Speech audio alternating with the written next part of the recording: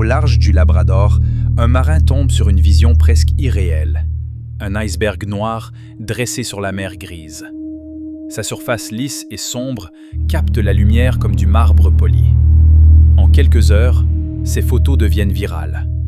Les scientifiques s'y intéressent aussitôt. Ce bloc de glace ne ressemble à rien de connu. L'iceberg intrigue. Sa forme géométrique semble taillée à la main. Des veines noires serpentent dans la glace, comme si le temps lui-même y avait inscrit son histoire. Ce n'est pas simplement un bloc de glace, c'est une sculpture naturelle façonnée sur des millénaires. Pourquoi un iceberg noir? Certains évoquent des cendres volcaniques piégées dans la glace depuis des millénaires. D'autres pensent à une chute de météorites ou à un retournement de la masse gelée révélant sa face autrefois cachée, enrichie de sédiments. Chacune de ces pistes raconte une part du mystère de la Terre ancienne. Un iceberg, c'est plus qu'un bloc de glace. C'est un livre du passé. Dans ces couches sont emprisonnées des bulles d'air, des poussières, des traces d'éruption et peut-être même des micro-organismes oubliés.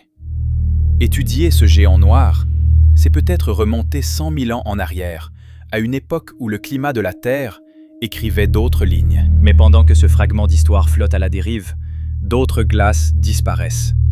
La fonte s'accélère, les mers montent, et ces archives naturelles s'effacent avant même qu'on ait pu les lire.